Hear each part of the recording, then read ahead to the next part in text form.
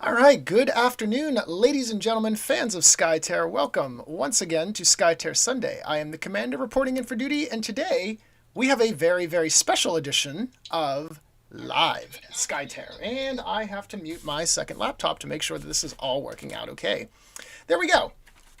Okay, so as we mentioned, this has been in the work thanks to Drawsword. He's been putting together an in real life tournament. And so, therefore, we are going to feature his match versus Infinite down in Frederick, Maryland. We are coming to you live from Saga Games. Well, some of us are. I am, of course, sitting up in my humble abode. They are coming to you live, and we are doing sort of the same three relay information screen that we did 2 years ago, I believe it was, with the Neris from Italy. So to give you a general sense of what's happening, Drawsword is streaming this, I believe he said via his phone, sending this to me through Google Meet, and then I'm streaming it to you live via YouTube. And I see Giacomo has joined us. Welcome, Giacomo. So, if there are any tech issues, please let me know in the Skytear chat here on YouTube. I will do my best. We will try to make things as clear as possible. So with that being said, let's get started. So round one, our victory conditions, which are a little bit difficult to see at the top of the screen there, are going to be Bloodlust, Siege, and Obstinacy. And this needs to get out of the way. So those are promising to be a fairly violent game here. And so unfortunately, I did actually forget to ask which side is which here. Unfortunately. So I'm not quite certain off the top of my head, but one thing to note is, and Varega Diablo, talking is difficult. Thank you for joining us as well. One of the things to note is that some players are using what we'll call up to date, in other words, with all of the releases, decks.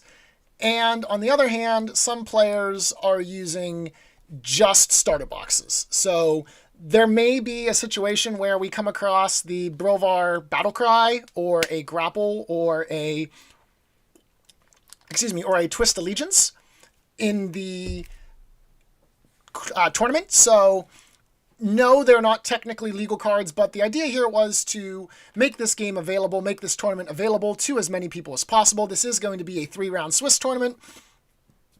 And so there may have been some concessions, as, you know, obviously not everyone who is new to the game has had a chance to purchase all of the possible options. So drafting has been done here. It looks like we've brought 4, so we're going to just refer to the players as the right side and the left side here. So right side, we do see Gobjorn, Korjov, Kotlik, and Tilakali coming out into the field. An interesting mix here. Not one common rune among them. We've got a number of green, a number of blue. Green-blue seems to be usable by 3 out of the 4 heroes there. And on the left side, we have a Nupton setup plus Yami. So we have Cytheru, Yami, Akuti, and Habarat. So interesting to begin. Perfect. Thank you. Okay, so Giacomo has informed me that Grapple is only in the starter box. Twist, Allegiance, and Brovar's Roar came from the expansions. So potentially we will not see that many tournament illegal cards, if you will. But nevertheless, we'll see what is going to happen overall in the end here. So that being said, we did go ahead and flip the coin, and it does appear that left side is going to go first here. And we actually, very much to kind of interest here, we have the Dark Vigilante on the field. Dark Vigilante, generally speaking, not a very commonly seen outsider since the Season 2 changes that made Skirmish require targeting, as a lot of the Dark Vigilante's power came from the ability to buff up your Skirmish damage and wail on someone, but now having to target means that oftentimes it's difficult to make those 3 actions really stick, as often is the case there. So we will see how that comes into play, if at all. There is no Tamer on the field. As I mentioned, Bloodlust, Siege, and Obstinacy are our values, so potentially using the Dark Vigilante early on could allow you to nuke a bunch of minions, which would allow you to set up for a potential Siege play. Or you may just go and try to set up one of your own heroes for the Bloodlust. We'll have to see how this works out. So spacing the cards out a little bit there, try to get us a little bit of room for the leads. It is a little bit of a tight fit here, unfortunately, but we tried to maximize the amount of information that we could get to you on the screen at the same time without having to take a bird's eye view that would result in a very, very tiny picture-in-picture. All right, so first activation, oh my god, I have to do this without buttons. This is going to be terrible. So the first activation goes to Akuti. We see that she's going to move over, worship to bring down the illusion token in the far side of the battlefield, most likely then going to attack, pop both minions. Yes, I know my microphone is off. I don't care, Google Meets. And so we do flip it over there. It looks like it was a Shattermind coming out there, so that'll kill off the minion, and then Retribution against the minion adjacent, and that is that Whisper of Nupton, I think? It's something that's a +1. That's all that really matters. So both minions die. Easy advantage there in lane... I actually don't know which lane is which, because they covered them up before I could take a look at that. Easy advantage in the far lane, then, for the particular hero. Man, I really screwed this up. It's been so long since I've done an IRL tournament, I am slacking. Anyways, meanwhile, right side, we're going to bring out Tlaakali, go into the cover hex, provide lead action from the cover, and bring down a pillar. Going to prevent Yami from doing the exact same thing on the near side lane that Akuti just did on the far side lane. Us ostensibly going to set up and defend against any potential siege play there, using the Tlaakali minions there, the Tlaakali pillar to prevent the minions. So Yami is going to skirmish in. She's going to move across the minion there, activating the ability. It is a Dragon Punch, so that is a +0, so 1 damage. Tlaakali is going to take that no problem, brings Tlaakali down to 15 hit points. And now I assume Yami is going to attack a minion. Looks good. Yep, looks like we're going to declare the attack against the minion. And that is... is that an ultimate? Yes, that is Yami's Kneel Before Me. So in that case, yeah, we're going to say goodbye, because that would be 5 damage that Tlaakali probably doesn't want to take at this point. All right, so Yami does manage to get 1 minion down. Tlaakali defends the other one. Looks pretty good there. We're going to move back over to the third activation. Ooh, we get to see discard piles. Yeah. Looks like also there is... what is that? Is that Crawling Darkness over there? It is Crawling Darkness. Okay, so that was flipped over from a mulligan earlier on, as right side has not taken any attack actions just yet. The minions are in the wrong hex, says Giacomo. Yes, they are. I will let them know that. So if you'll excuse my typing, this keyboard is a bit loud.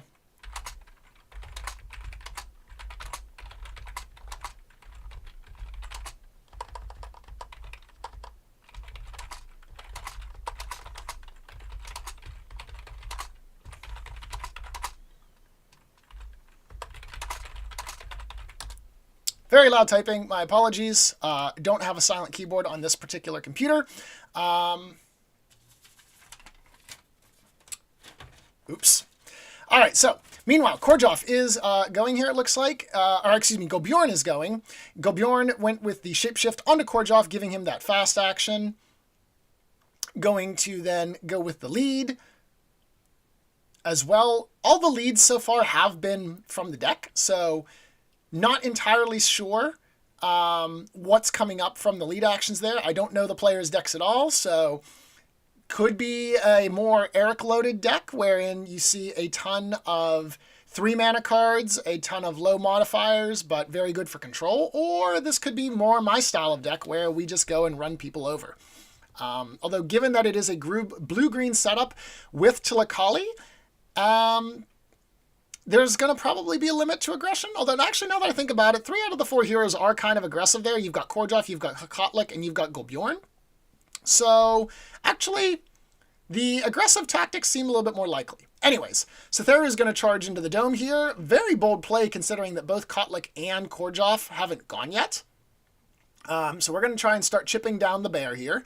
Makes perfect sense, although I'm not sure about that positioning, given that Habrat now can't charge straight across the dome. But I guess it does make it a little harder for the right side to run down and focus him with melee.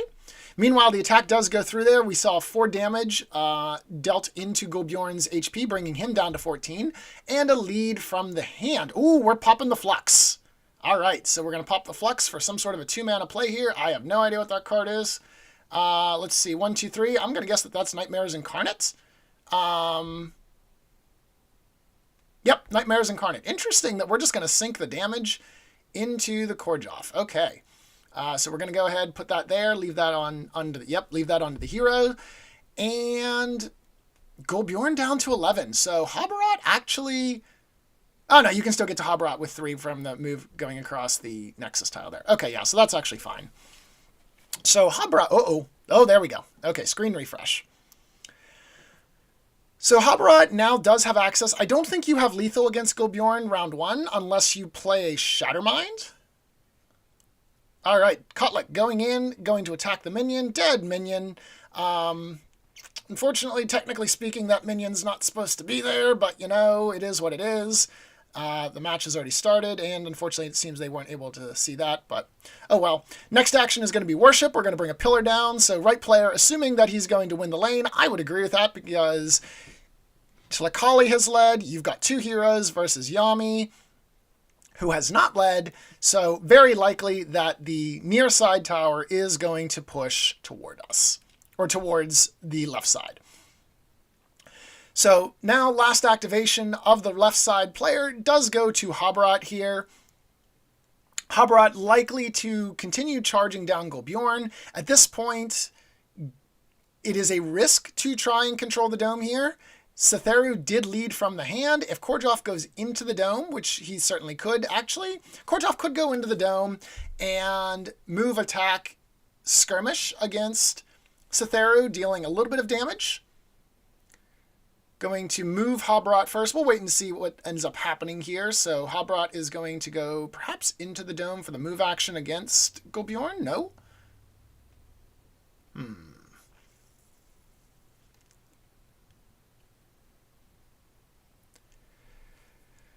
I would propose a move, worship, attack. Ooh, no, we're going over here into the lane. Okay, so he wants to defend the lane. Interesting. So that means that right side does have the opportunity to seize the dome.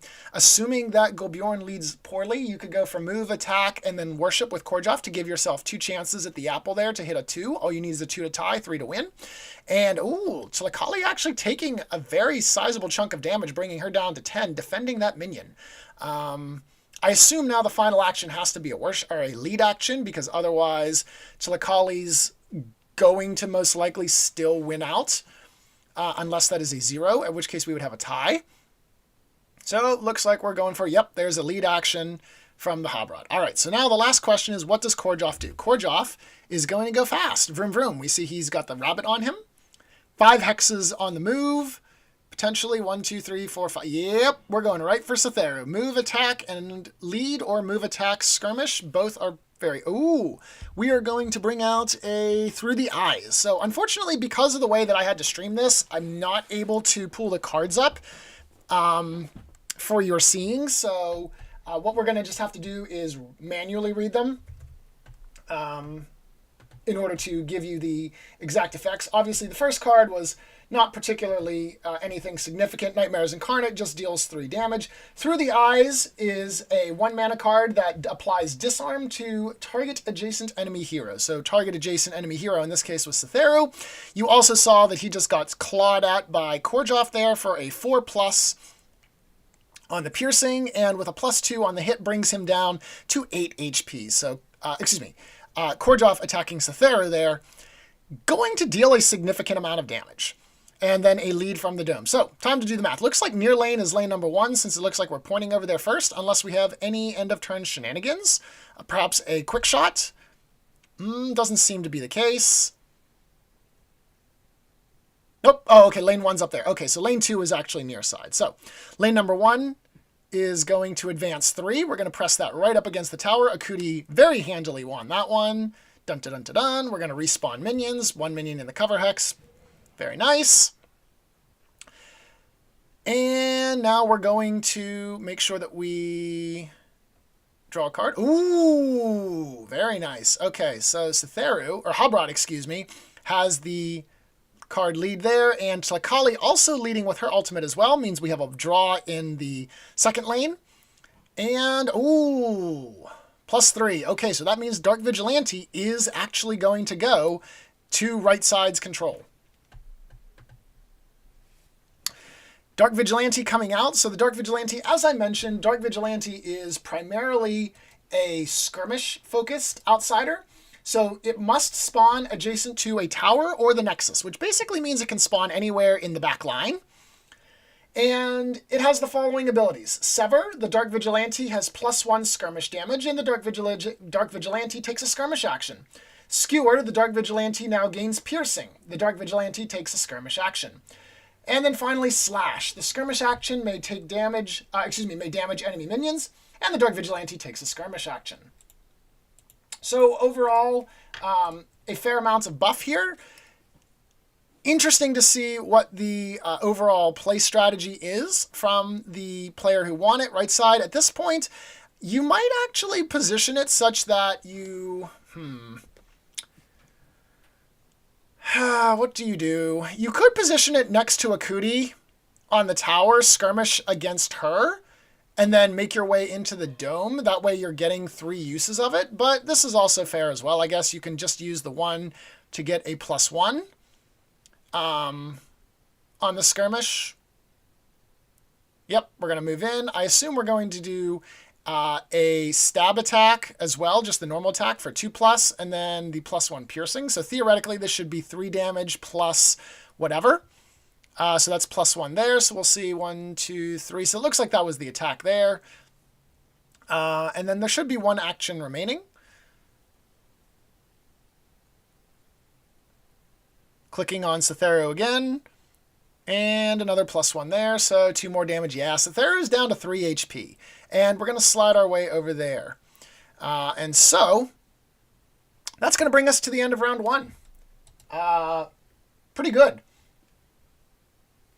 Yeah, Giacomo, I agree. We're probably going to slash Cytheru to pieces here for a Bloodlust because right now, looking kind of dicey here.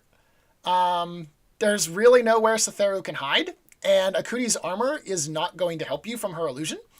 So the question now becomes, do you activate Cytheru now to get use out of him and then potentially set yourself up to spike the Gobjorn or the Tikali, or do you just let him die and that way you get him back faster?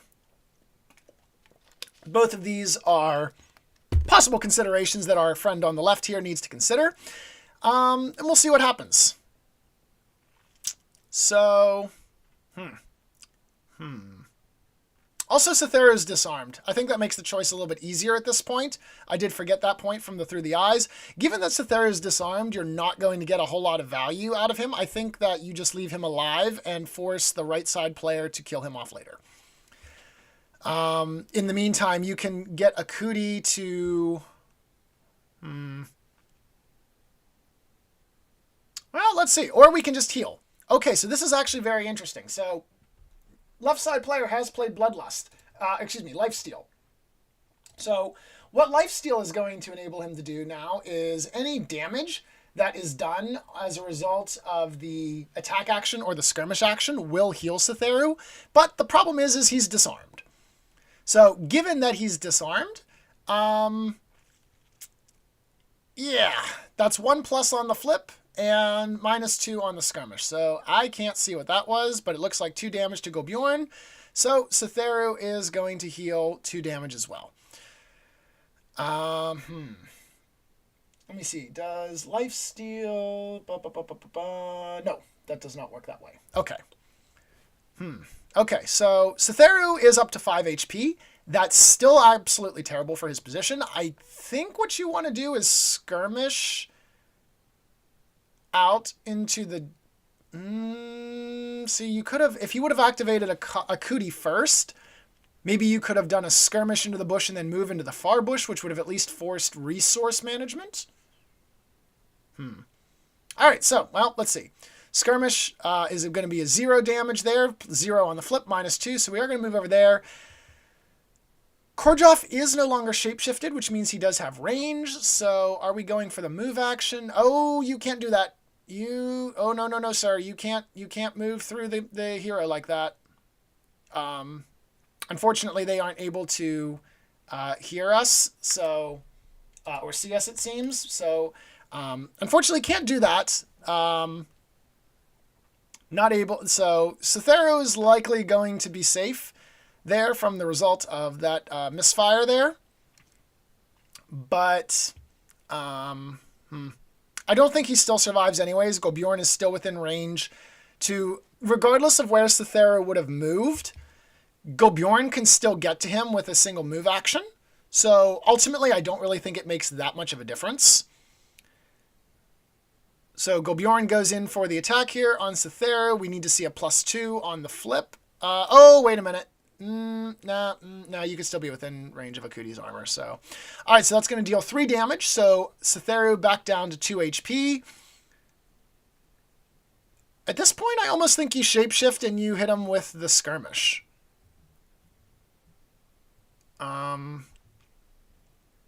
Not ideal, but 1+ versus 2 HP, reasonable chance of killing him?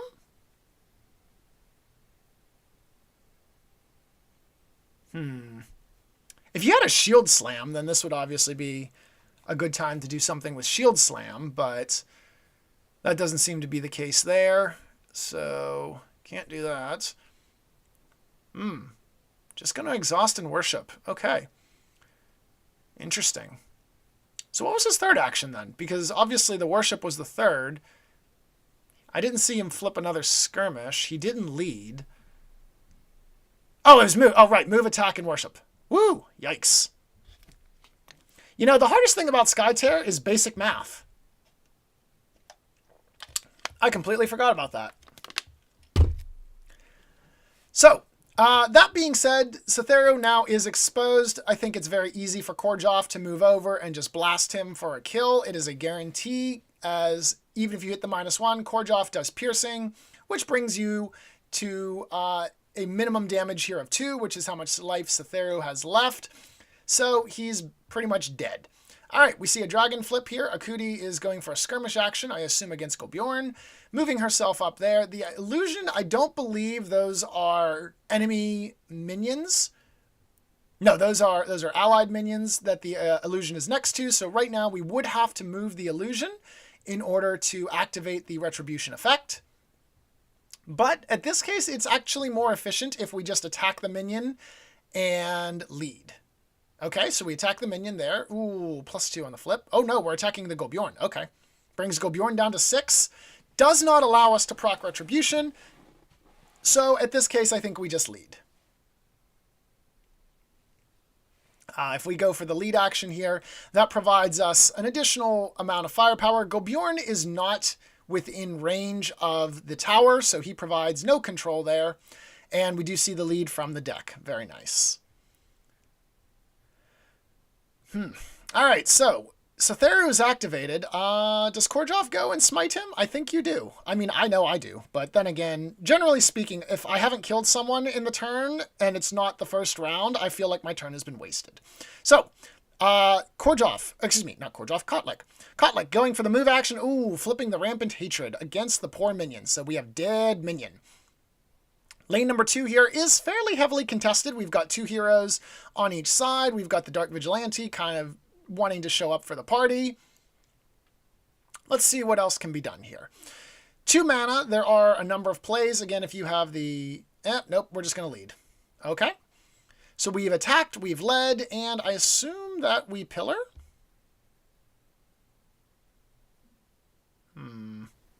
I missed something again. We attacked, we led. Did we move somewhere and I missed something? That must be the case. Okay. Regardless. So, Yami. Oh, what is that? Is that Death's Dance? I think it's Death's Dance. Let me see. Or is that Lure of the Tainted? Nope, that's not Lure of the Tainted. That's Death. I'm pretty sure that's Death's Dance. Cards, show me Death's Dance. If only they were organized nice in order, like by the order of mana. Wait. Why is Death's Dance not showing up here? I have all the red cards. Oh, there it is. Yeah, okay. So that card, Yami's Dance of Death. When the caster damages a marked enemy hero, if the caster has Frenzy, they get +1 attack. Otherwise, apply Frenzy to the caster. Yami is one of the greatest users of Death's Dance. One of the reasons that we love Yami. All praise to her name. So what we're going to do here is we're going to go for the worship action. We're going to gain Frenzy as a result of damaging someone because it is damage, not HP loss. After that, we then go ahead and skirmish against someone, stepping over a minion in the process in order to get +1, and then we whack someone for 5+ on the attack. It's a great card. Also, did I mention that it's 1 mana? All right, so we see the flip there against something. Unfortunately, again, without that, it's difficult to see exactly what we have. So it looks like we're targeting... I assume that was the flip targeting Tilakali? Or no, maybe not. Ooh, that's the skirmish. Okay, so that skirmish should be the one against Tilakali because the stomp on the minion is supposed to go after the skirmish has resolved. So I'm not sure if I just missed the one flip from the worship, and that was, in fact, that +0 was the one. But Yami at this point should, if everything was done as it should be, I see the mark on Tilakali. Yami should have 5 attack at this point. She should be frenzied, and she should have the +1 in order to deal some damage. Giacomo says, say goodbye to... No! Why are we leading when we can whack Tilakali? Oh, my heart hurts. Oh, no. Team, this is not the play. When you use Death's Dance, you gotta commit. Maybe we're using Habarat to kill someone off, and then we need Yami to try and stabilize the lane. Because as Giacomo says, say goodbye to Korjov. Korjov has 14 HP, so he's still up there for a while. That hurts. All right.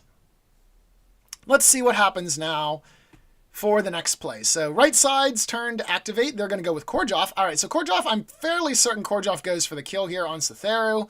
Nobody else is really weak. I don't see anything else you can do. Yep, okay. There's the move action. Cytheru is, of course, visible thanks to the Golbjorn. He's not going to hide anywhere. We're going to declare an attack. Is there a reaction? I don't think there is, because unless you have...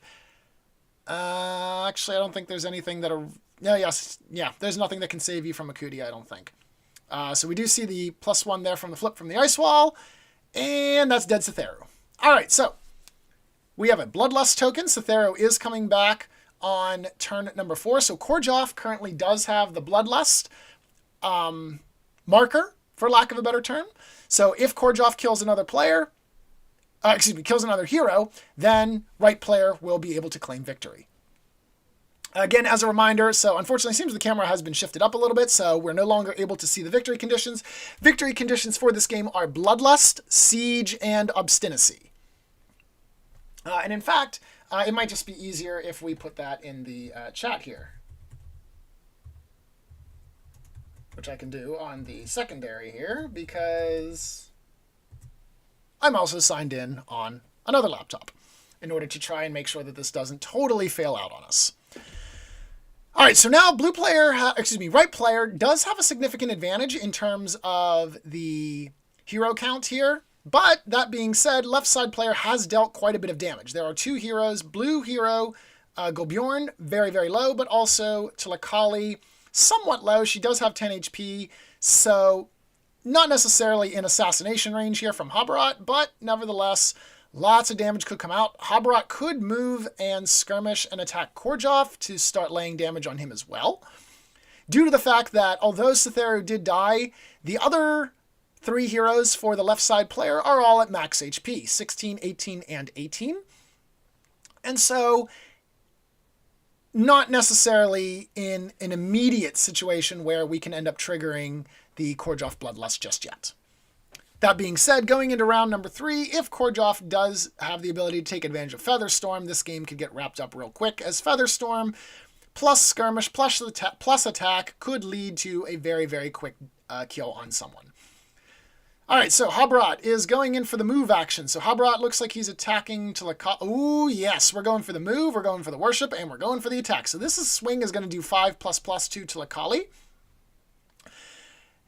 And Tilakali is going to play Sacrifice. Or, I'm sorry, not Tilakali. Kotlik is going to play Sacrifice. And so Kotlik should be down to 16, whereas Tilakali goes up to 16 as well. So,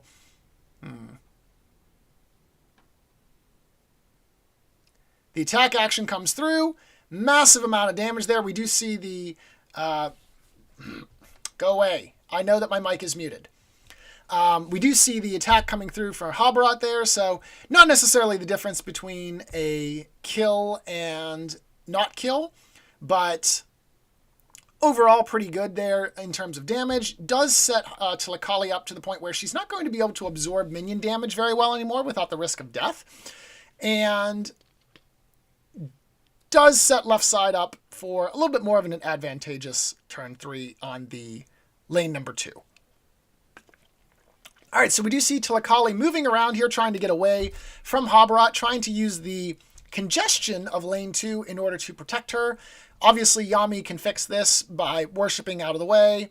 We do see the +1 there from the flip there. Going to start dealing some light damage. The skirmish, Tilakali going into the dome, wants to secure that Dark Vigilante in order to deal even more damage, potentially get someone low for the Bloodlust, or perhaps set up for some sort of defense against the pressure that the left side player is putting in to the tower. And again, as a friendly reminder, we are also, this first match is featuring Drow Sword and Infinite, but unfortunately, again, I forgot to ask who was playing on which side. So we're going to call them left and right, because I don't have anything better to call them. All right, so it looks like we are removing a pillar. Using Tilakali's protective right, we're going to heal her. So we remove the pillar, we end up healing. 1 plus the flip. Bring that up specifically because I wanted to double check something. Dun, dun, dun, dun, dun, dun, dun, dun. Where's Tilakali?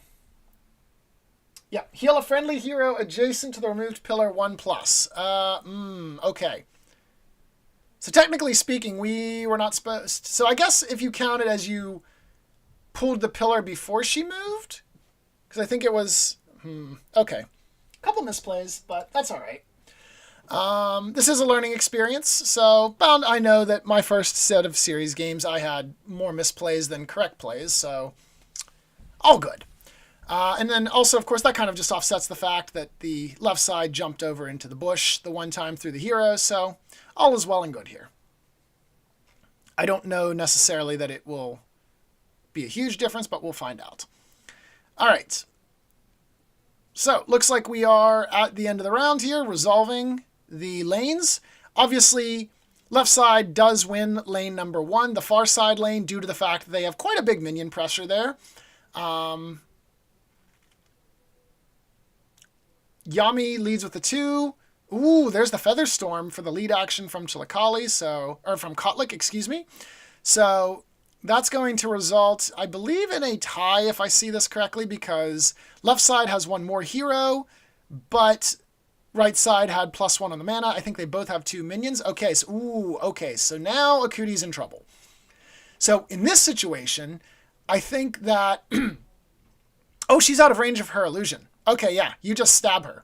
Stab, skirmish bonus, and then just do another skirmish. So first one is 2 damage there. If you want to move... Okay, so that was a move there. So...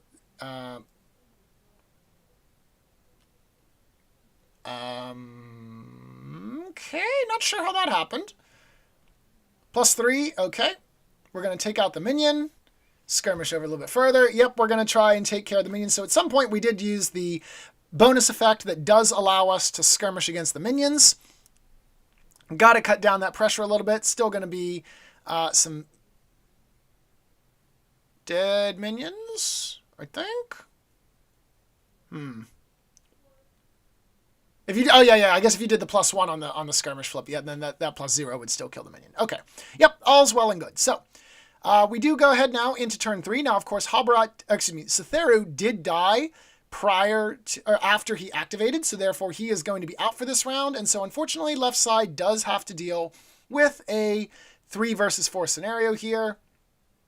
Going to discard, it looks like, discarding the Psychic Shield. Probably not the card we're looking for in hand this game. And left side also going to discard a Safeguard as well. So, yep, poor Satheru. He's just not recognized here. And unfortunately, that is one of the risks when you run your mage into the dome without adequate protection, is that they just kind of get zonked. They have 14 hit points, generally no armor. Couple good hits, and down it goes. So with that being said, it is turn 3 here. We now do have the possibility for ultimates. We've seen a lot of ultimates used already and flipped. We've seen Kneel Before Me, as well as the Blades of Lightning. Blades of Lightning would have been really nice for the left side player due to the fact that that would have allowed for an insta-kill on Tilakali, but unfortunately not going to happen there. On the blue side, I know I've seen Featherstorm. I think we saw Thousandth Ritual, so we may have Feral Vitality, which is relevant to this case. It would prevent a Golbjorn kill. And I think we also still have My Kingdom for Kotlik available, if I'm not mistaken. So left side doesn't really have any ultimates that are great. Akuti has a card that's qualified as her ultimate, but it's not very good. I guess the Disarm might potentially have an effect here, but it doesn't matter because we're playing Presence instead. Presence is a great card or a terrible card, depending on who you ask. Presence is going to allow us to get +1 control value for that particular turn, and we get to take a peek at 2 cards on our deck, decide if we want them, put them back in the order that we want them, or throw them away. So now that we've peeked a little bit at the deck, so the concern that I have here is that Akuti is likely to get nuked by Golbjorn and Korjov. Now, she is within range of her armor, her illusion, which gives her armor, but at the same time, I'm not sure that you're going to survive if there's any kind of direct damage coming out of Korjov. All right, we attack. Dead minion. We see the dead minion there, and there is now a minion that is adjacent to the illusion for a potential retribution play here, so we could go for the 1-2 punch, perhaps.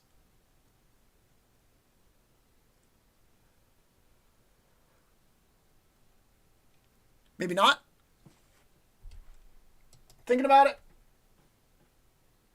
Show me dead minions. There we go. All right, dead minion. Looks like a, what was that one? Sudden Distraction. Very nice. Okay.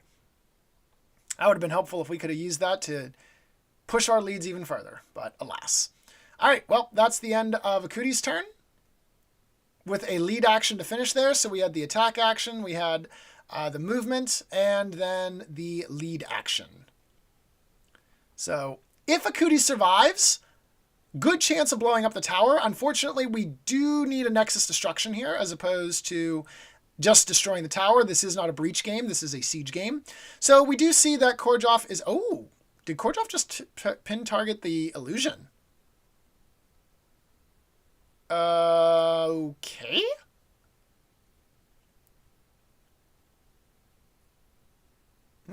Interesting decision to go after the illusion as opposed to Akuti herself.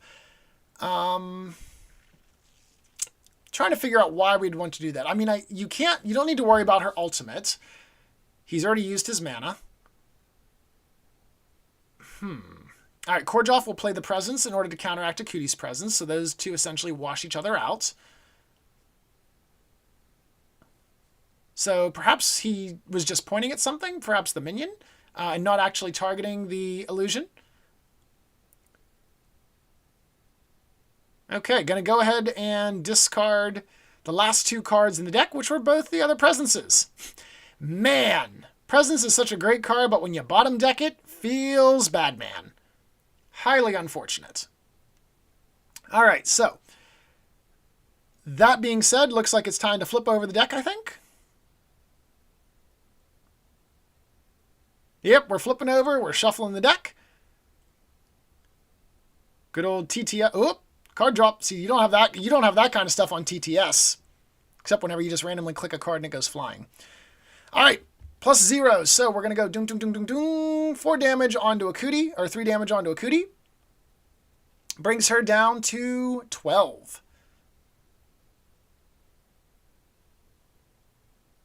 Okay. And a worship to finish the turn. All right, so Korjov is setting up to allow the Golbjorn Hulk Smash to deal a lot of damage onto Akuti. I like it. If he has a Golbjorn's Betrayal, this could get very, very spicy very, very quickly.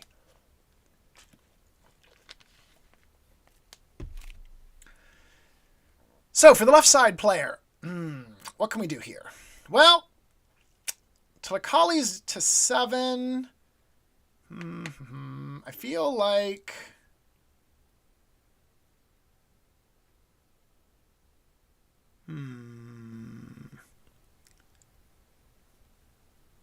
What would we do here? Ooh, Hobarot's activating. Okay, so it looks like we're taking a swing at Kotlik. Okay, I can get behind this plan. Kotlik does have 2 armor.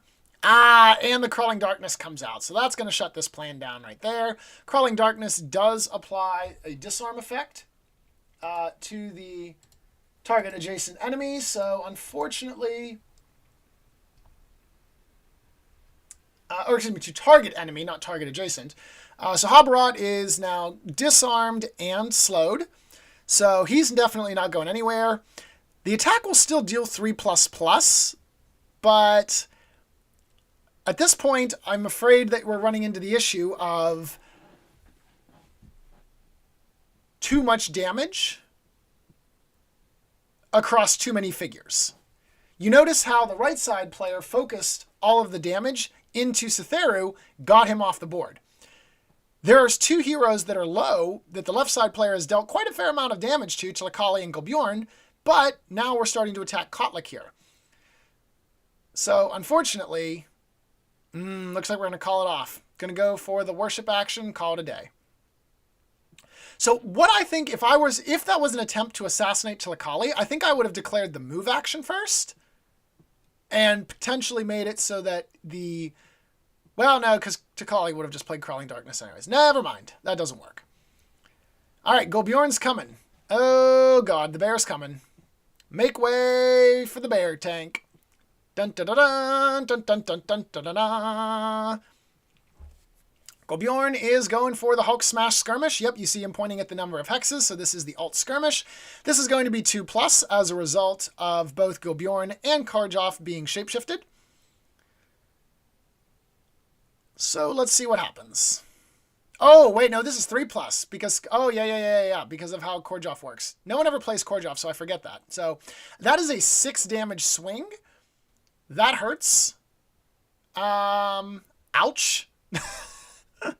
That brings down to 7 HP for Akuti, potentially putting her within kill range next turn for Karjov. At this point, I think it's okay to attack as Golbjorn because you can't kill. Another 3 damage, 2 because of the armor, so brings her down to 5. This basically sets you up for a turn for a guaranteed kill, and... Ooh, what is that card? Oh, that's Grapple. Okay, so remember how we mentioned the idea that a couple cards weren't legal? Well, there's Grapple. So now we see exactly why Grapple is a banned card because of stuff like that. So Grapple, place target adjacent hero on target hex, place target hero on target hex adjacent to the caster and then apply slow. So basically, Akuti has been yanked outside of the control zone and has been slowed. So right side player, very likely going to be able to clean this up. I don't see how Akuti runs away and is just going to get mauled by the Birdman. Very well done by the right side player.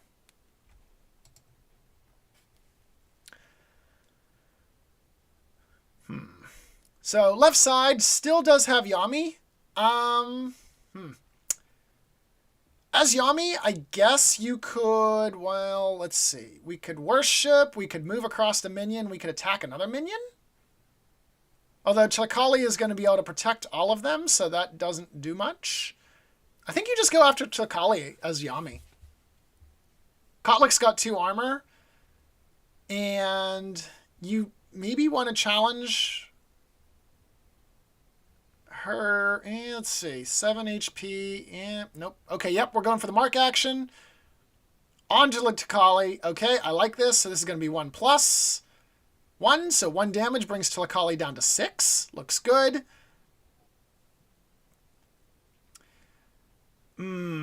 See, this is where a Death's Dance would have been great, because you could have just whacked away, and then down goes Tilakali, but alas, we don't have such a situation, it looks like.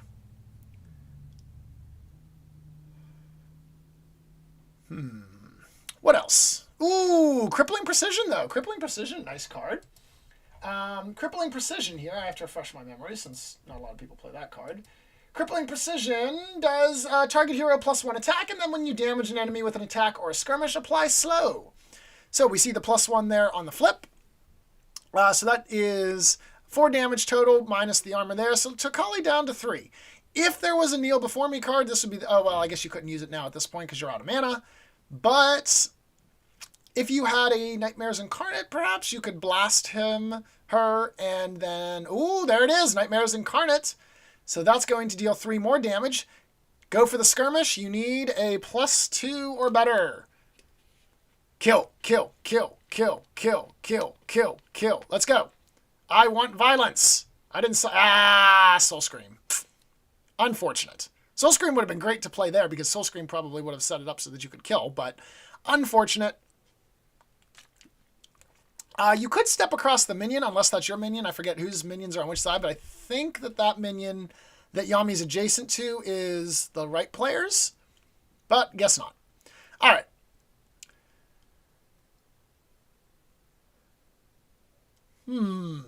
So Kotlik still has to activate here.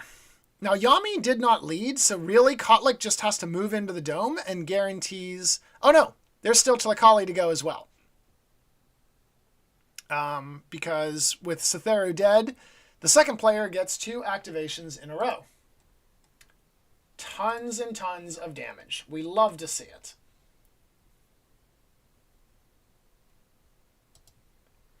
And make sure everything is running here correctly. Looks like it is. Okay, we love to see... uh-oh. That's not me.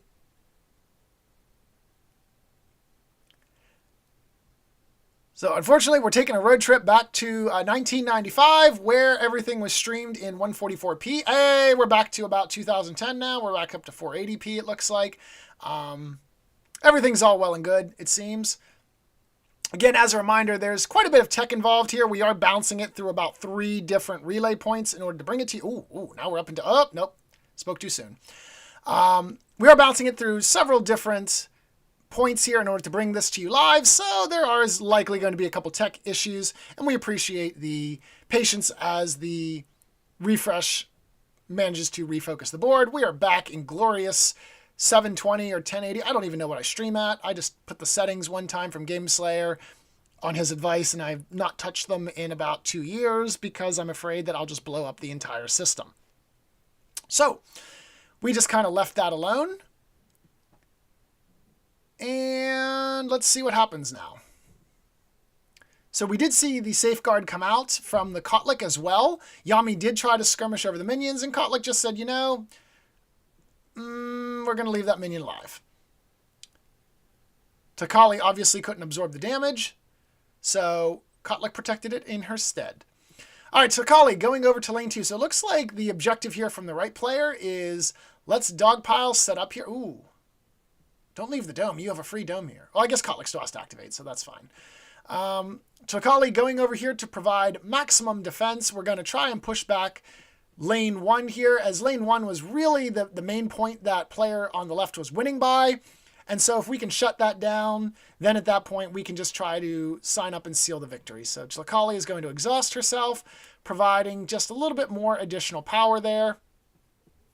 With the predicted boosted presence to Korjov, 3 heroes. So Akali has been, not Akali, Akuti has been kicked out of the control zone. That control token is going to most likely go flying back up against player 1's, or excuse me, the left side player's tower in lane 1, shutting down any hopes of a siege.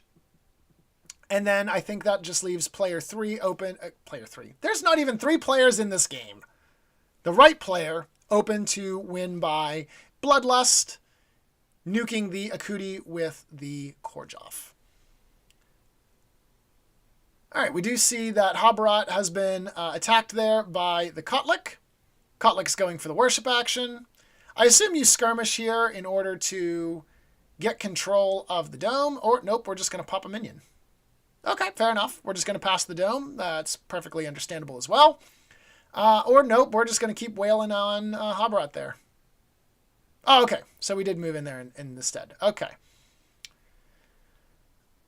Seems like an awful lot of damage there.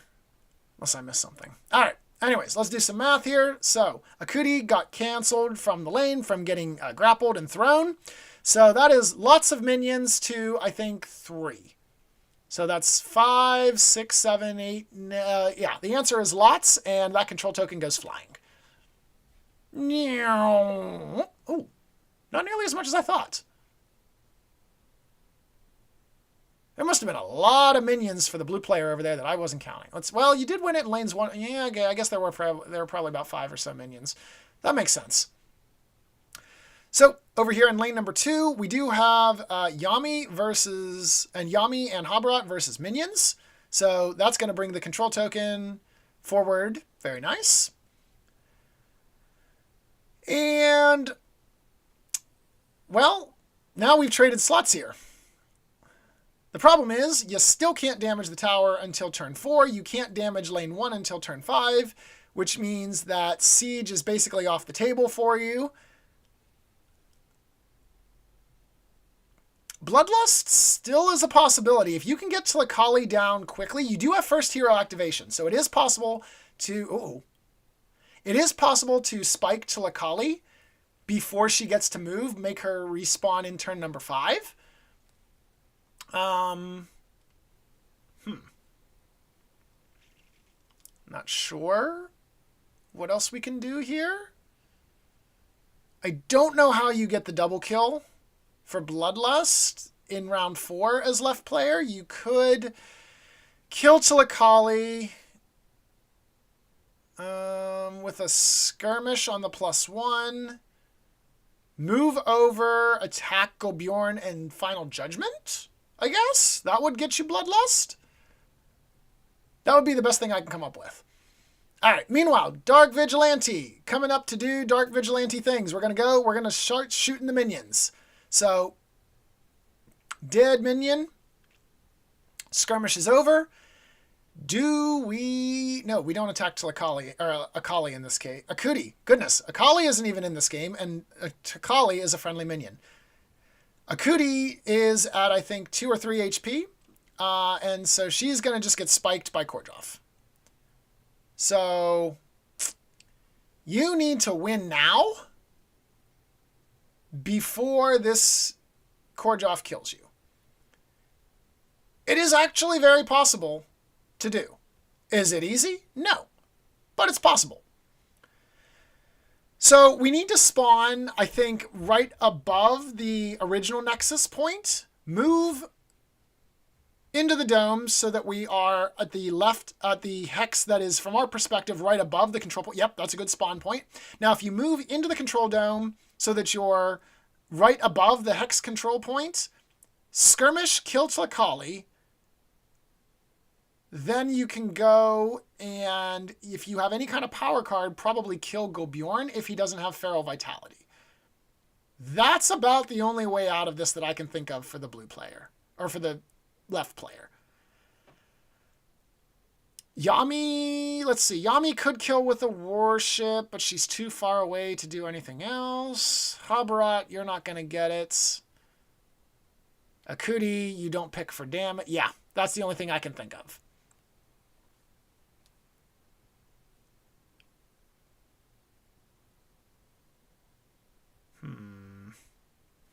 Let's see. It is turn 4, so there is plenty of mana. So it is actually possible also you could just Nightmares Incarnate on Tilakali if she doesn't have Nourish, which I don't believe we've seen, and we've seen the right side player's deck, so I don't think that Nourish would come out. She can't be sacrificed on. Oh, there's the Word of Nupton. Okay. So Word of Nupton is going to heal and apply some disarm. So remember when I said this was a useless ult? This might actually not be that useless. So everybody, including the Dark Vigilante, by the way, gets disarmed, as they're all within 3 of her illusion. So that's going to be Kordjov, that's going to be Golbjorn, also the Dark Vigilante, but I don't necessarily think that it matters at this point. And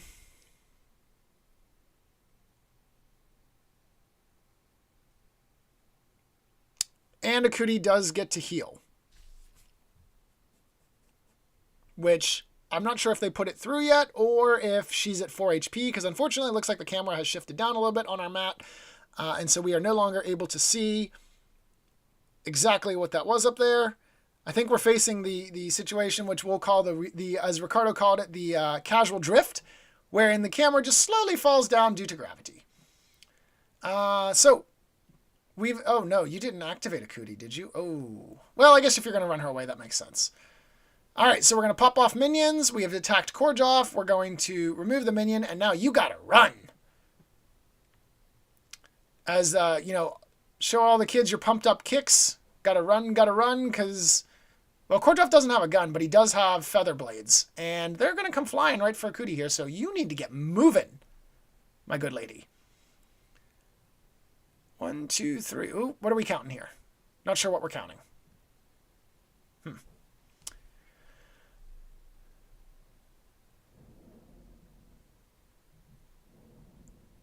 +1 for something? Skirmish action. Okay, skirmish action, moving back. Okay. Not hiding into the dome. Interesting. Okay. I guess wanting to maintain relevance to the control point, but I would be trying to get as far away from Korjov as humanly possible. Although I guess given that you're slowed, you can only go so far.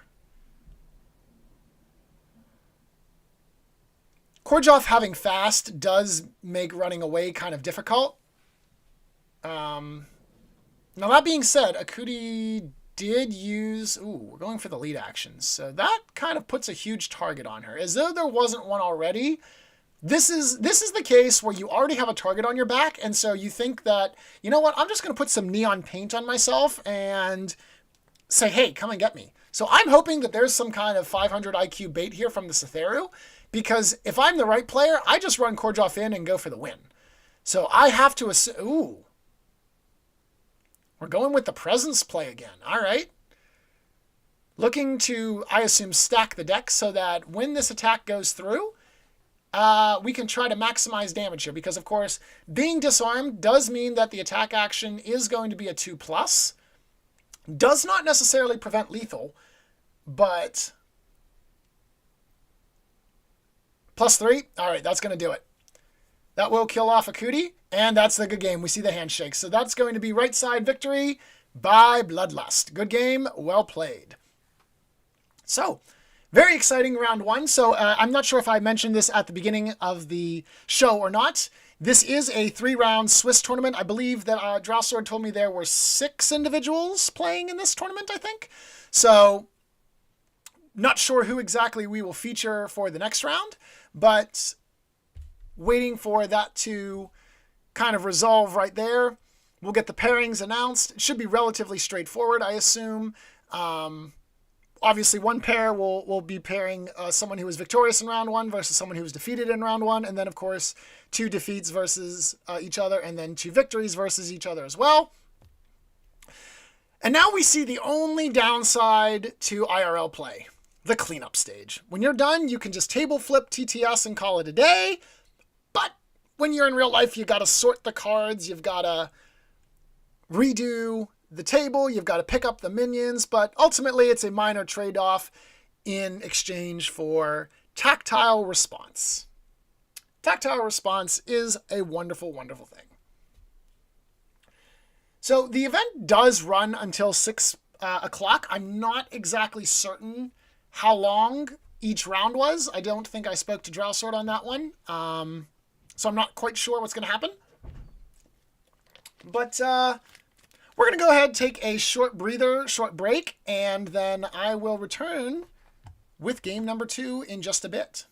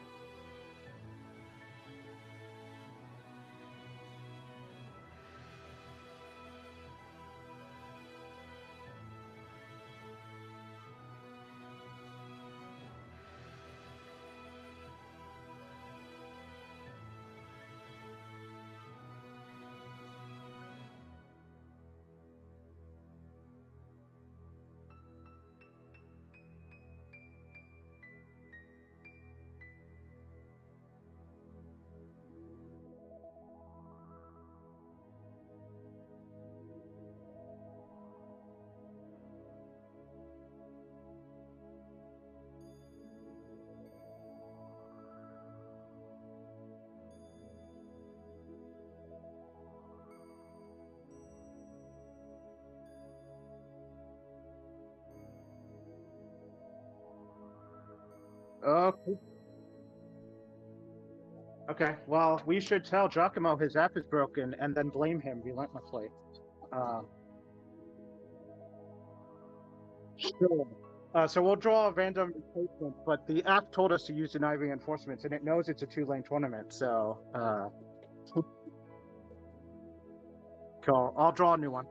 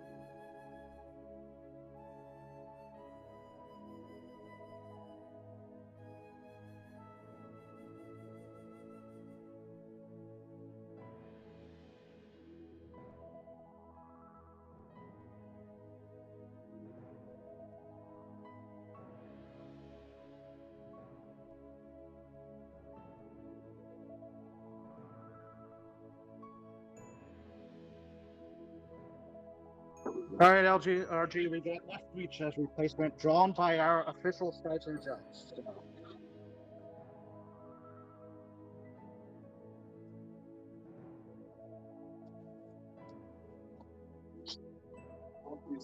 I'll shoot our vigilante like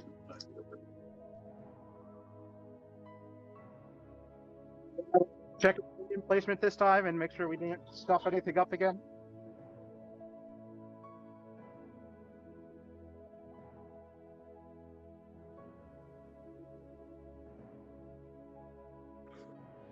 You don't know how. Is that good?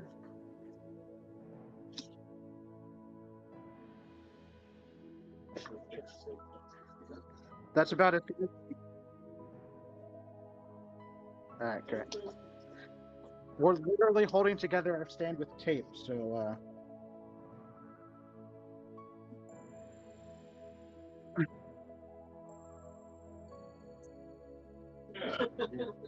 yeah.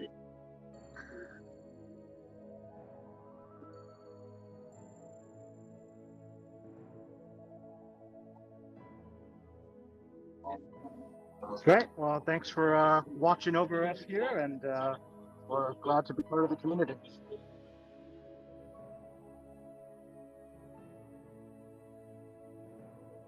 Yep, so on this side will be me again. That's Kevin Droughsword. And then we got Ember Lynn. Lynn is on the left side here. Okay. All right. It is 2 minutes until the 30s, so we're going to start the game in 2 minutes, I think. All right.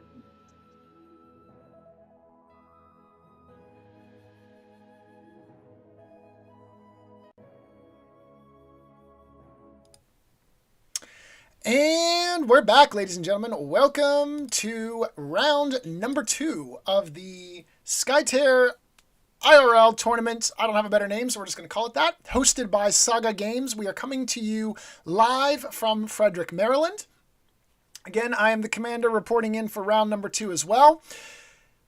We had a small delay of game as the tournament app that was being used to choose the victory conditions had selected deny reinforcements, which of course is not used on the 2-lane, and so I was advised by our tournament organizer, Drawsword, that we should blame Giacomo, and I 100% agree. So if we could just spam blame Giacomo in the chat or in the channel, let him know that this is entirely delay of game is his fault. So, that being said, we're going to move into round number 2, and I believe we're getting started here in just a few moments. So, this time I was able to remind myself that I need to get the player names. So, on the left side, we do see Drowsword, who did win game number 1. So, last game, Drowsword was on the right side, Infinite was on the left side. And our left side player is Emberlyn. The victory conditions for round number 2 are double kill, tactician, and left breach. So we will go ahead and see how that works. We did see the coin toss there. I have no idea what's going on because I don't know who called what. So we're going to see that Emberlyn is going to go first. And I'm going to assume that Drowsword won since it looks like Emberlyn is bringing the outsider here, Lord of the Ancestors. And if I recall correctly, the outsider of choice for Drowsword was the OG. So looks like Drowsword has again elected to go second.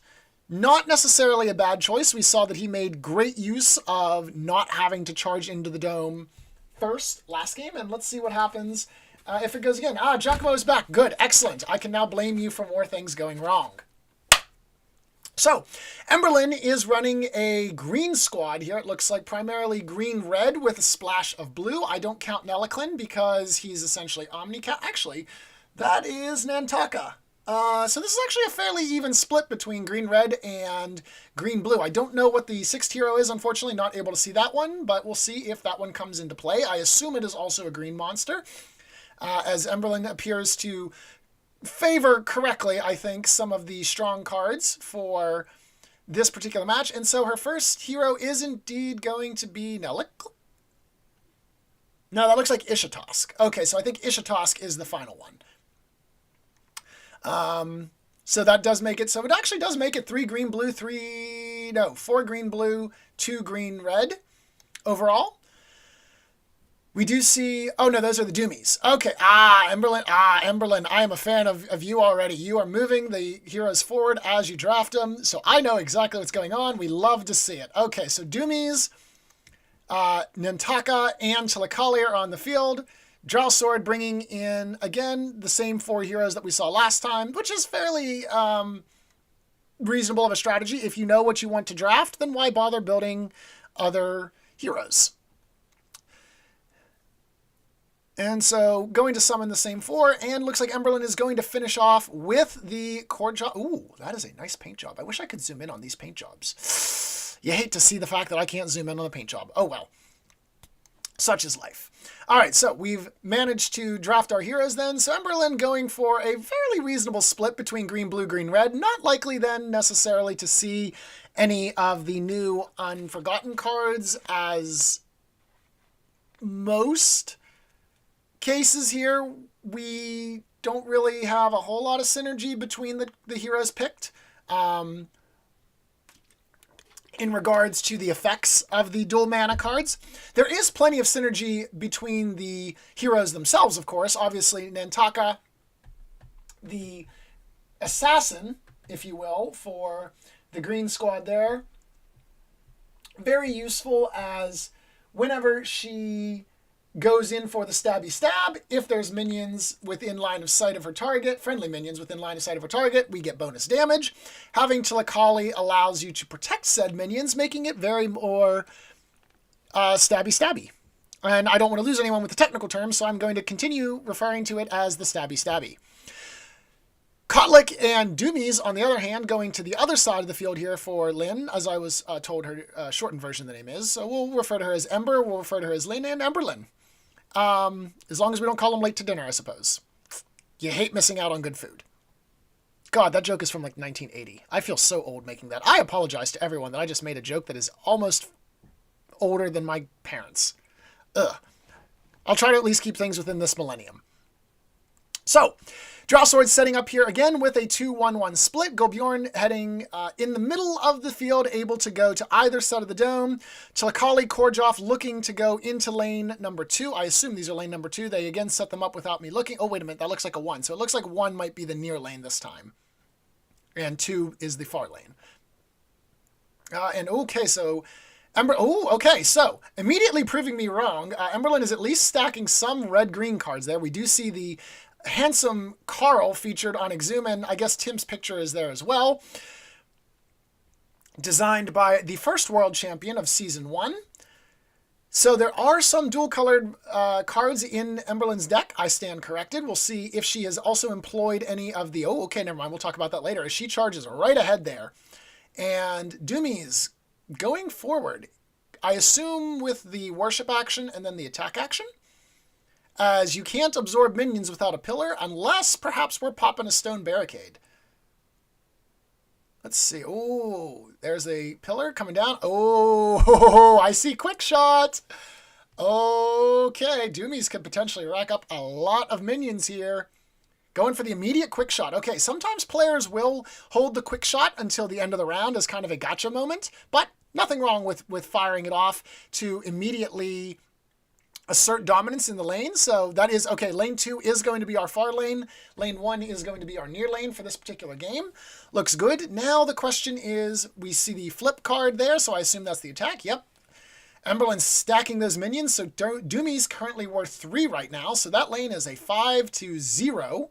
Obviously, I assume that Drawsword will make some sort of an attempt to defend, but if not, that's pretty much free real estate there for Lynn, as she can charge right in, have the control token, fly up against the tower, and that, remember, there is one of the conditions is left breach. Actually, I can do this once again. For this match, we have double kill. We have tactician. And we have left breach. So, with that being said, a very good play from her part, allowing her to gain immediate control of the victory lane. Important because Drawsword does have priority lane here. He is left lane number 1 for him. So does mean that in the case where it comes down to a base race, he does have the advantage, not necessarily guaranteed the win, particularly since Emberlin is stacking both defensive and offensive pushing abilities there with the Tilakali and the Doomies. We do see, however, speaking of Tilakali coming out for Drawsword, this is a very similar opening to what he had last time. Brings down the pillar into the cover hex for the Tilakali and killing off one of the minions. So in this situation, plenty of room left. Emberlin does have her own Tilakali that she can use to defend anymore. Actually, now because of how Tilakali works, doesn't even need to bring her own pillar directly adjacent to the minions. You do need to have a pillar down within 3 to turn on the protective right ability, but nevertheless going to go ahead and pop it right there as well. Possibly, I assume, leading here in this case. It's very likely that... Oh, Emberlin. All right, Emberlin goes for the attack. I love to see it. I am a fan of her already. Sorry, Drawsword. Nothing against you, mate, but you know what? I am all for the attack. We do see Tilakali absorbing the damage. 3 HP loss brings right side Tilakali for Drawsword down to 13. That's going to be the end of the activation for Tilakali. And who is that? That is Korjov. Not Korjov, that is Kotlik. This is the weirdest team that I've seen in a long time from Drawsword, but it works, and I like it. All right, we do see the attack going off. Dead card there, and a lead from the hand. Yeah, Drawsword realizing that he needs to establish some sort of control here, because otherwise Kotlik just kind of runs in and face smashes for Emberlin. Now, with that being said, even in this scenario, Emberlin is still technically winning by a 6-2, presumably 4 advantage. And honestly, that's really all she needs. There's not, unless she's going for a trample play here. There we go. Unless she goes for a trample play here, not really any necessary reason to completely overload control zone number 2. You could potentially send Kotlik into the dome to contest that. Uh-oh. We're freezing out here. Nope. Spaghetti. Frame rate. Everything's dying. Something happened. I saw Emberlin denote something, and then something happened. I'm not sure what happened, but I think somebody died. We do see a lead action there, ending the turn for the next hero, who unfortunately pixelated, and I forgot who that was. Kotlik? I should write this stuff down. Nope, that was her Nantaka. That's right. Kotlik is over in the other lane. All right, so Drawsword. Now, interestingly enough there, did not take the damage for the second minion. I assume that it was too much. Not sure. It was +2, so that would have been 3 damage? And then must have been one more under the 0 card that I didn't see since Nantaka flips 2. So draw sword deciding, yeah, you know what, Tilakali's not going to take it. All right, Gobjorn is going to lead from the deck in the dome. So in this situation, Emberlyn cannot win the dome if draw sword decides that he wants it. So she only has Kotlik left to move. If she puts Kotlik in the dome, that would easily just be Kordjoff into the dome, smack Kotlik around a little bit for draw sword, and then I win the dome anyway. So correctly, I think going to overload in lane number 2 guarantees that that minion gets pushed very far, or the control token gets pushed very far. So currently it is Doomies is worth 3, 4 into the minion, 5 on Kotlik versus presumably 4, so control token advances by 1 for Emberlyn in lane 2, which honestly is all she really needs in order to set things up. She's worshipping to remove and replace a pillar, perhaps? Not sure if you necessarily needed to remove it. Kotlik doesn't necessarily get the collapse ability. Oh no, wait a minute. No, that's Akala I'm thinking of that can collapse and destroy minions, so that doesn't, okay. Well, we're going to go ahead. We're going to go for the skirmish action here. Kotlik on Kotlik action. No damage there. So that was the move. That was the worship. And that was the skirmish. So good positioning for Emberlyn in lane number 2. Kotlik's going to go zoom, zoom, zoom. I forgot to mention that Kordjoff. Good God. How many times can RG mess up Kotlik and Kordjoff in one cast? Let's find out. All right, so Kordjoff is going to go zippity, zoom, zoom. And I assume we're going to go and cut down Tilakali here. Because disabling that means that Emberlyn is not going to be able to defend her minions. A +1 there, so oh yeah, there we go. 5 damage goes through. Kotlik has a base. Kordjoff has a base of 4. +1 on the flip. Piercing damage brings Emberlyn's Tilakali down to 11. All right, it's time to do math. So let's see. Kordjoff brings a 3. Nantaka also brings a 3, so that maths out. Looks like we have a wash in lane number 1, as Emberlyn and Drowsword both bring 5 units of control there. Excuse me, 6 units of control. They each have a minion left. Over in lane number 2, let's see what happens here. Kotlik did bring a 3. Doomies is worth 3 themselves, plus the minion, plus the Kotlik, so Emberlyn wins by 1. So Emberlyn will get to draw a card from lane 1. Going to advance the control token there. We need to spawn in some minions. So the thing that I didn't consider, with the Lord of the Ancestors, Drowsword can actually now just negate that 1 control panel lead that Emberlyn just won. So Drowsword can choose to put his own control within tower damage range, or can choose to prevent the damage potentially from Emberlyn next round in lane number 2. And so this is one of the reasons where Lord of the Ancestors is a very interesting outsider to use. So let's see what Drowsword opts to do. So he does get the positioning there. Of course, Lord of the Ancestors must spawn adjacent to a friendly minion. So based on the fact that he's putting it here in lane number 1, looks like he's going more for the offensive style as opposed to the defense. So I think he's recognizing the fact that because he has lane 1 advantage, if this turns into a into a base race, that he ends up winning by priority activation. Now, that's not to say that Doomies doesn't necessarily have another quick shot and might not bring more. So as long as Emberlyn builds a good defense, not a problem. All right, so we do see the first ability of the outsider. We should probably go through the Lord of the Ancestors abilities here for us. So the Lord of the Ancestor, as I mentioned, does spawn adjacent to a friendly minion. The first ability, Invoke the Ancestors, spawn a friendly minion. The second, move target control hex 1 hex. And then finally, Overwhelm, choose a friendly minion on the battlefield and place it adjacent to another friendly minion on the battlefield. So you can see very much that, at this case, Drowsword says, you know what? Let's base race. And so we will now need to see how Emberlyn chooses to respond to this, because at this rate, things are looking a little dicey. She does have Kotlik in Oh, no, no, no. I'm sorry. Okay, so... So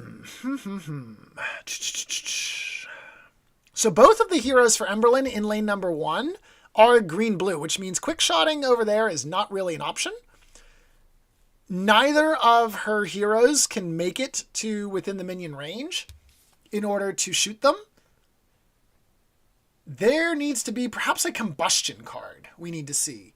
But even then, no, you can't get out of the dome with her heroes. Yikes. Okay, so this is a bit of a sticky situation here. I'm trying to think. Bewitch could be a possibility. She could use Bewitch in order to transform one of Drawsword's minions into hers. She could...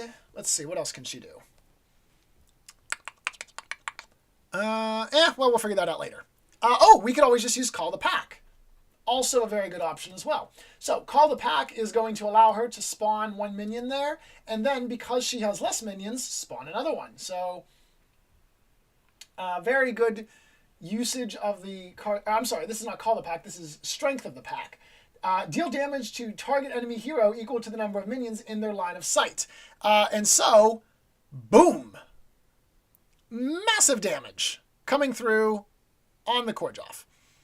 Korjoff takes 8 damage. There are quite a few minions there. So now, all of a sudden, the answer to how do we stabilize the lane?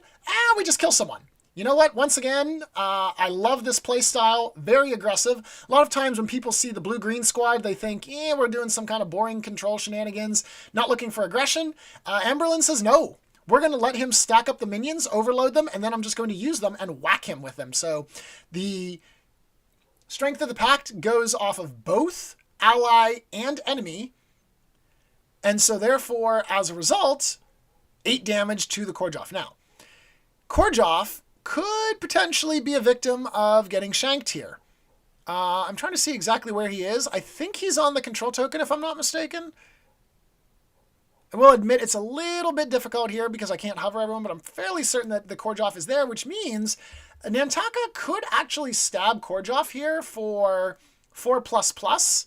Ooh, looks like it's going. All right, Emberlyn's going for the kill. 4++ using she's pointing at the Nantaka ability. Looks like Drawsword may have a reaction. He's got a card in his hand. There's the disarm. You hate to see the disarm in an aggression play. Very well done by Drawsword there. So through the eyes will allow the Korjoff to apply the disarm to Nantaka. So this is going to reduce Nantaka down to 2++. No longer able to do lethal, unfortunately, but nevertheless still able to get a fair amount of damage in. Tilakali could potentially do some work there. Okay, so it wasn't going to be lethal anyways. Oh, yes, it would have. Never mind. Yeah, that would have killed. Very well done by Drawsword in order to keep his Korjoff alive. So skirmishing also no longer an option. Unfortunately, looks like there is no charm from Embersword being able to charm away that there. Emberlyn, excuse me, not Embersword. Embersword is, I don't even know what that is. Anyways, so unfortunately not able to charm the disarm. Time for some RG poetry as we charm the disarm. All right, that's enough of that. Leaving her alive there. Leaving him alive, excuse me, Korjoff is going to survive another round. So Emberlyn says, you know what, we're just going to lead. Need to defend the lane. I agree with this. All right, Drawsword, what you going to do? Your Korjoff is within lethal range of Tilakali. Okay, and we're going to drop down another pillar. Interesting. See, this would be a great place where something like a Dragon Punch would be very useful, but again, Korjoff, Kotlik, whoever they are, Korjoff, Kotlik, same thing. I'm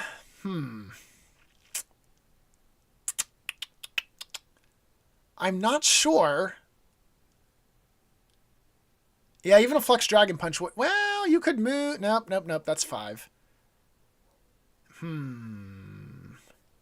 Yeah, Emberlyn's got to do something about this minion situation here. She does have a couple minions of her own that she'll be able to keep alive, I think, for the most part. So it's not... I don't think it should result in a tower destruction this turn, but she probably will take a couple points of damage if we don't have a way to clean up the minions. Though with Nantaka leading, that does have a decent spread there of damage. So we'll see what happens there. All right. Ooh, Featherstorm coming out. Giacomo's heading out. We'll see you later as well. Thank you for dropping by. So you hate to see the attack flip on the minions, but Emberlyn says, you know, not going to let that die. Or I'm sorry, not going to let Tilakali die. Go ahead and kill the minion. So I believe she has 2 left. All right. Skirmishes against the Tilakali, moves into the dome, and I presume is going to go for a lead action here. Draw sword contemplating the cards that are in his hand, seeing if perhaps we want to lead from the hand. Nah, we're going to lead from the deck. Looks good. All right, very nice. So, what will Emberlyn now go for here? So, Korjoff actually is now vulnerable to an assassination attempt here by Kotlik. So, you could move, you could skirmish Korjoff, and then go for the kill. Interesting play. If you have if Emberlyn has Shield Slam, that makes it even better, because even if you butcher the skirmish, you can end up then Shield Slamming for the 2 damage and kill Korjoff. Wonder if she has the Shield Slam and if she's thinking about it. That being said, you would give up a fair amount of control on Control Zone 1 or Control Zone 2, but you also now have the ability to contest Control Zone 3. Tactician is a possibility, and Drawsword does have... Oh, no, he has a tie. That's right. We tied lane number 1. So it is 1-1 on the Tactician for both players at the moment. And, oh, nope. Okay, just adjusting the card. Looks good. All right, so... Oh, yes! We're going for the Kotlik Assassination. All right, so Drawsword bringing out his cards. Does he have another Through the Eyes? So I'm not sure necessarily if you want to put Tilakali right next to Korjoff like this, because it does open her up for open Tilakali up for Through the Eyes. And oh, we do have another card. I can't see what that was. It is one of the new cards because I did see green blue. What is that? Actually, is that Twin Banners? I think. Pretty sure that's Twin Banners. Let's see. I can match cards. That is Torn Banners. All right, so Torn Banners is one of the following. Apply fast and disarm to target hero. Apply slow and frenzy to target hero. So in this case, Tilakali has already moved, so doesn't care about the slow. Therefore, we're going to give her the steroid injection. This means now we can skirmish and kill Korjoff, and then double back and do damage to Gulbjorn, or you could attack a minion in lane number 1, because I don't think that Tilakali is going to defend against a skirmished attack. Or, excuse me, a frenzied attack. So, we see the... Ooh, +3. Okay. Hopefully that was a skirmish, because otherwise that's a... There is a very dead Korjoff. All right, so that's down there. Now, unfortunately... No opportunity here for the double kill, but definitely does help her out in terms of hero advantage. Korjoff did activate this turn already, as you saw Drawsword cleaning up the lead action from the Korjoff, so does not get to play round 3 with Korjoff, which could be critical. So the question now becomes, what does Emberlyn do with her final action? Unfortunately, I'm not sure if that was the skirmish or the attack. I'm assuming it was probably the skirmish. Not exactly sure, though. I feel like that would have been the better play if it was skirmish, because you're basically guaranteed to kill the Korjoff. And yeah, okay, so there's the movement in. So now I assume she's going to... Oh, okay, maybe she's just... Did I miss something here? Let's see. We moved, we played the card, we skirmished...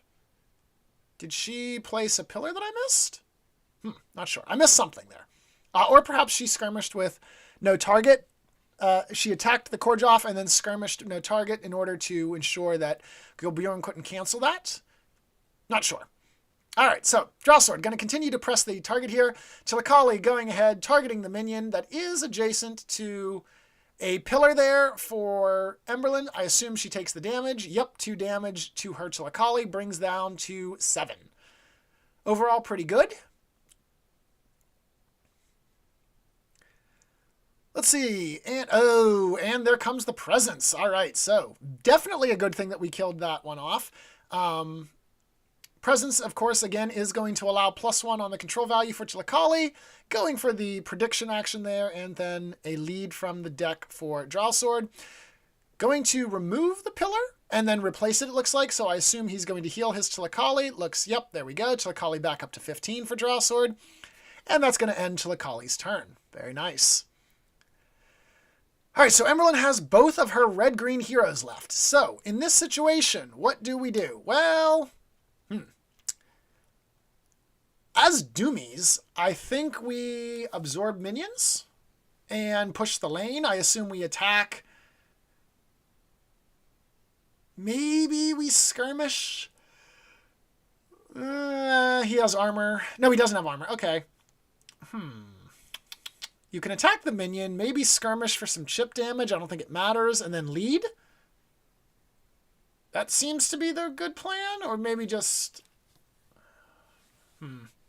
Certainly attack to absorb a minion. I think attack, absorb a minion, worship just so you have an extra pillar down, and then lead, I think is the ideal setup for Doomies. Now, you do get last activation, of course. Oh, no, you don't. Not this turn. You get last activation next turn because Korjov had activated before he died. So, maybe you challenge for Dome? Oh, there's the combustion. I love this deck more and more. All right, you know what? I don't care. I hope Emberlyn wins the whole thing at this point. I love everything about this deck. This is excellent.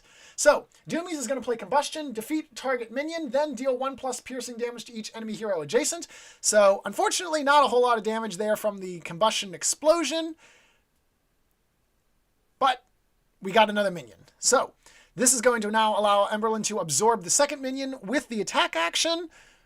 Going to further cement the Doomies' power. We love to see it. Ooh, or is she going to go ahead and use the rocket attack?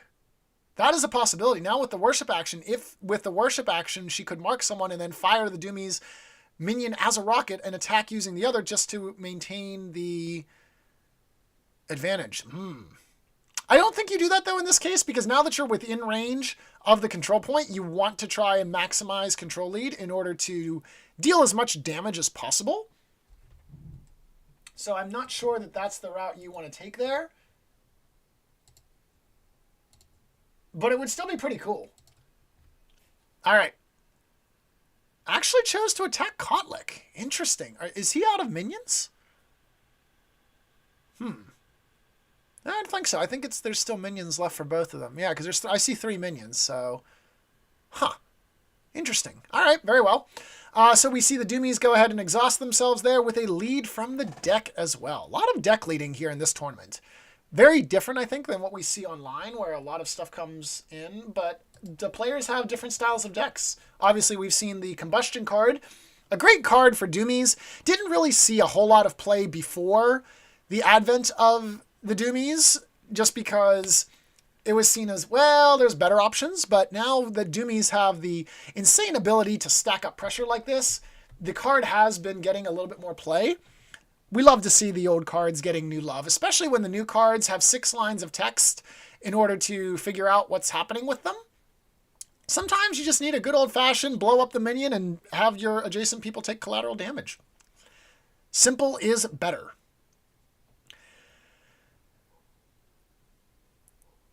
All right, what's the next play here then for Drowsword? So in this situation, he has, let's see. So we'll assume that it's a value of 2 for Emberlyn. We don't want to be too generous.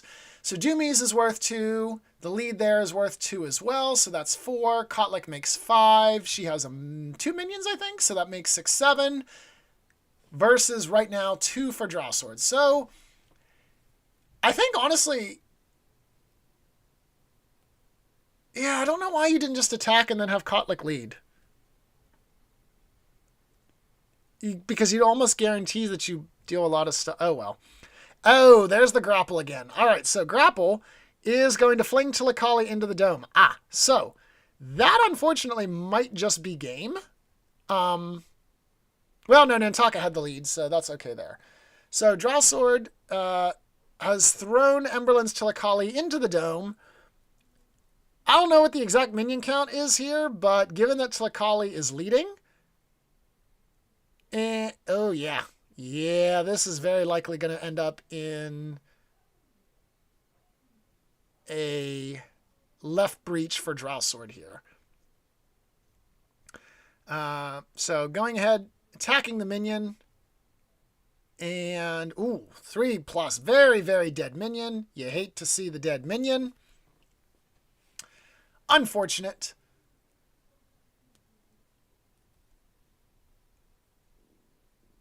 And let's see what the last item call is.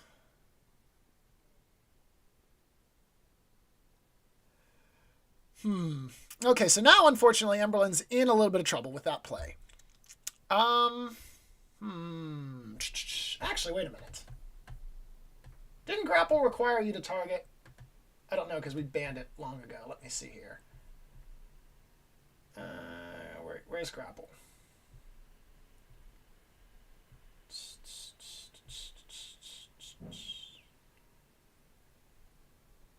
Grapple, where are you? Oh, yeah.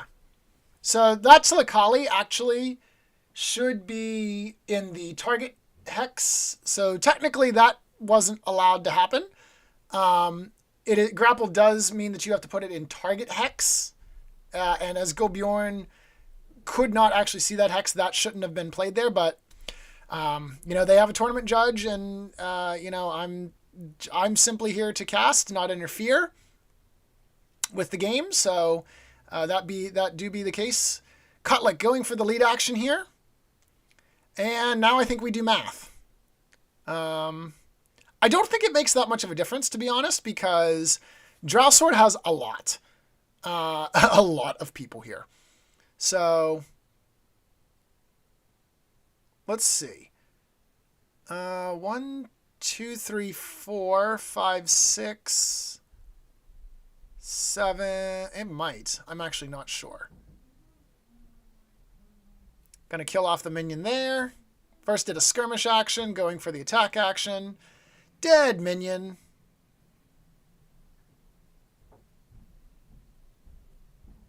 All right. Going to finish off with the lead there as well. Looks pretty good for his defense in lane number 2. Not sure. Well, let's see what happens.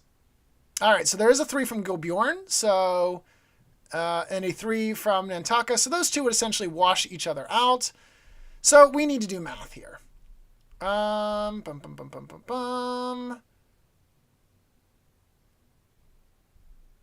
Nantaka is 4, Gobjorn is 4, so I can't see whose minion that is there. I think that's Emberlin's minion there. 1, 2, dead tower. Oh, no, yeah, with the minions, there should... The tower... okay, so... Looks like that's game by left breach, so... I'm not sure that the Tilakali being... Actually, the Tilakali being thrown might have saved it. By 1, I'm not sure because I can't see exactly whose minions, but nevertheless, that we'll call that one good game via left breach for Drawsword. And so, brings us to the edge of round numero dos. Again, reminder that this is a 3-round Swiss tournament, so 1 more round to go. Waiting for the results to stream in, so... Based on what I can see here, that should leave 1 person with 2, 0, 3 people with 1, 1s. I think. Let's see, if you had 1 person, potentially, actually, yeah, because it would depend. Oh, yeah, because you'd have the pair up, so that would be changed. So I'm not exactly sure what the standings are off the top of my head. Oh, wait a minute. I'm pretty sure that there's a tournament cheat sheet that I can pull up and take a look. So let's see here. Oh, that's cool.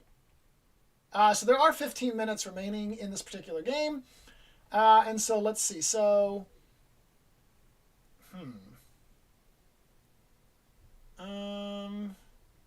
how is this being scored? I'm not sure how this is being scored. Because Drowsword has 3 points, Emberlin has 2 points, and then we have 2 people that have 1.0 points each.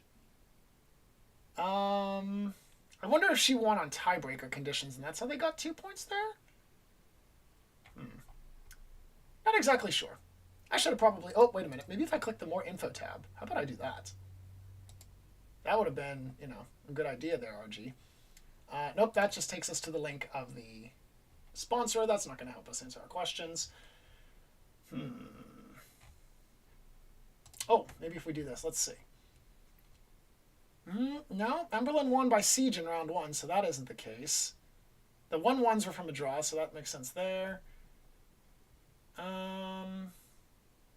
Must just have been a typo being plugged into the app or something. Okay, sounds good. All right, very good. Well, we do have the results there, so once again, we have about 15 minutes left in this round. Not a whole lot more to say about this game. Very well played by both players. I love the hyper-aggression. Unfortunately, in this case, minion overload just kind of did the trick there. And so there's 15 minutes left in this round. We'll see you guys in a little bit potentially for round number 3.